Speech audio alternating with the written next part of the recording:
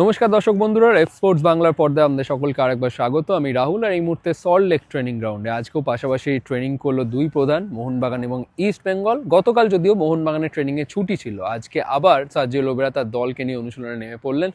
এবার কিন্তু দলটা বেশ ফুরফুরে মেজাজে, আর হবে না এবার কেন, কারণ আইএসএল এর তারিখ কিন্তু ঘোষণা হয়ে গেছে এবং বলা যেতেই পারে আজকে ট্রেনিং দেখে যেটা বোঝা গেল, আইএসএল এর তারিখ ঘোষণা হতে ট্রেনিংয়ের ঝাঁজটাও কিন্তু একটু বাড়িয়ে দিয়েছেন সার্জিও লোবেরা। কন্টিনিউয়াসলি আজকে প্রায় 1.5 ঘন্টারও বেশি প্র্যাকটিস করতে দেখা গেল দলকে। আজকে ট্রেনিংয়ে কী কী হলো সেই সমস্ত কিছু নিয়ে আসবো পরে, কিন্তু তার আগে যে বিষয়টা নিয়ে আলোচনা করা দরকার, যেটা বলা যেতেই পারে এই মুহূর্তে talking point in Indian football, সেটা হলো পে কাট বা বাজেট রিডাকশন। কারণ আইএসএল এর তারিখ ঘোষণা হওয়ার পর বেশিরভাগ ক্লাবে কিন্তু শোনা যাচ্ছে তারা বাজেট কিন্তু কমাতে চলেছে এই বছরের জন্য, কারণ তারা মনে করছে যে সাস্টেনেবল ওয়েতে এবছরের সিজনের জন্য ক্লাব চালাতে গেলে তাদেরকে বাজেট কমাতে হবে, কারণ এবার কিন্তু সিজনটা সংক্ষিপ্ত লিগ হয়ে গেছে, ম্যাচ কম, সুতরাং রেভিনিউ কম আসবে, সুতরাং যেভাবে পারা যায় বাজেট কমাতে হবে। সুতরাং বিভিন্ন রকম যে খরচ হতো, লজিস্টিক্যাল খরচ বা অপারেশনাল কস্ট, সেগুলো তো কমাতে হবেই, but at the same time ফুটবলারদের যে স্যালারি, সেটাই কিন্তু একটা দলের গোটা মৌসুমের 70% বাজেট কিন্তু কমপ্লিট করে। সুতরাং ফুটবলারদেরকে পে কাট নেওয়ার জন্য কিন্তু রিকোয়েস্ট করা হচ্ছে বিভিন্ন ক্লাবের তরফ থেকে। ইতিমধ্যে শোনা যাচ্ছে ব্যাঙ্গালোর এফসি এবং এফসি গোয়া কিন্তু এই রিকোয়েস্টটা করছে তাদের ফুটবলারদেরকে। যে সমস্ত ইন্ডিয়ান ফুটবলাররা 1 কোটি টাকার বেশি স্যালারি পায়, তাদেরকে রিকোয়েস্ট করা হচ্ছে যদি তারা তাদের স্যালারির 25% পে কাট নেয় তাহলে খুবই সাহায্য হয় দলের জন্য, এবং যারা 1 কোটি টাকার নিচে স্যালারি পায় তাদেরকে রিকোয়েস্ট করা হচ্ছে যদি তারা অ্যাটলিস্ট 10 থেকে 15% যদি তারা পে কাট নেয় তাদের স্যালারি, তাহলে অনেকটা সাহায্য হয় ক্লাবের জন্য এই মৌসুমে ক্লাব চালানোর জন্য।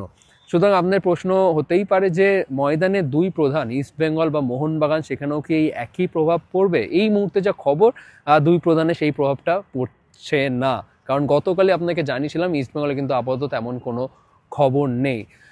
যদি হয় তাহলে অবশ্যই অনেকটা হয়তো ভালো হতো মালিকানা পক্ষের জন্য, ক্লাব চালানোর জন্য এই সিজনে, কিন্তু এই প্রভাবটা পড়ছে না আপাতত ময়দানে দুই প্রধানে। এমনকি আজকে মোহনবাগানের ম্যানেজমেন্ট সূত্র এটাই খবর যে মোহনবাগানে কিন্তু তেমন কোনো প্রভাব পড়ছে না, কোনো রকম পে কাট বা কোনো রকম কস্ট কাটিং এই সমস্ত কিছু মোহনবাগানে হচ্ছে না। ফুটবলাররা এর আগেও যা যা স্যালারি পেতো, তাদের যা যা স্যালারি, সেই স্যালারি তারা এতদিন এই অনিশ্চয়তার মধ্যেও তারা পেয়েছে, এবং এরপরও তারা সেই একই স্যালারি পাবে। মোহনবাগানে কোনো রকম কস্ট কাটিং বা কোনো রকম পে কাটের কিন্তু কোনো রকম প্রশ্নই নেই, এমনটাই জানা যাচ্ছে। এবং এরও পাশাপাশি মোহনবাগানকে আরেকটা জিনিসের জন্য কৃতিত্ব দিতে হবে, সেটি হলো এই অচলাবস্থার মধ্যেও মোহনবাগান কিন্তু হাতে গোনা কয়েকটি ক্লাবের মধ্যেই যারা কিন্তু তাদের অপারেশনস কিন্তু চালিয়ে গেছে। আমরা দেখেছি Chennai FC, Orissa FC, Mumbai city FC, যারা কিন্তু অপারেশন বন্ধ করে দিয়েছিল এই অচলাবস্থার জন্য।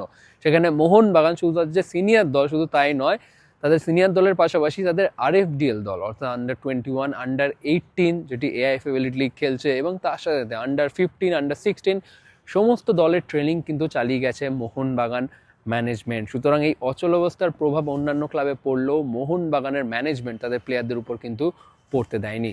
এরপর চলে আসি আজকের ট্রেনিংয়ে। আজকের ট্রেনিংয়ে যদি মূল টপিক হয় সেটা হচ্ছে সার্জিও লোবেরার আন্ডারে এই যে আইএসএল শুরু হলো, যখন আপনারা মোহনবাগানকে খেলতে দেখবেন, সেখানে হয়তো আপনারা বিভিন্ন রোলে দেখতে পারেন 2 থেকে 3 জন ফুটবলারকে।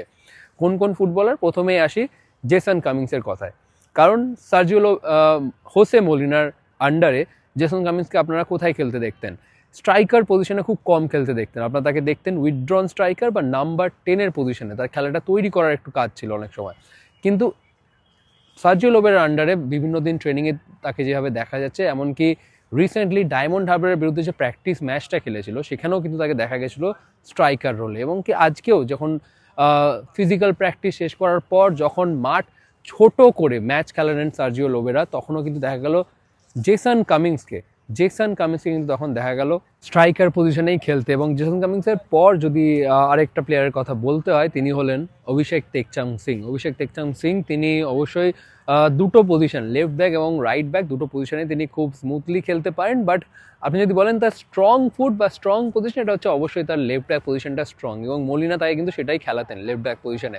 কিন্তু সার্জিও লোবেরা আসার পর অভিষেক সিংকে আমরা লেগ ব্যাক পজিশনে একবারও কিন্তু খেলতে দেখিনি ট্রেনিংয়ে। আজকেও যখন প্র্যাকটিস ম্যাচ খেলাচ্ছিলেন সার্জিও লোবেরা, প্র্যাকটিস ম্যাচ বলা ভুল, আজকে অনুশীলন চলাকালীন সিচুয়েশন প্র্যাকটিসের সময় যখন 2 দলে ভাগ করে খেলাচ্ছিলেন, তখনও কিন্তু দেখা যাচ্ছিল অভিষেক টেকচাম সিংকে তাকে রাইট ব্যাক পজিশনে ব্যবহার করছেন, আর লেফট ব্যাক পজিশনটা পুরোপুরি কিন্তু পাকাপাকি ক্যাপ্টেন সুভাশিস বোসের জন্য। লেফট ব্যাকে শুভাশিস বোস, রাইট ব্যাকে অভিষেক টেকচাং সিং।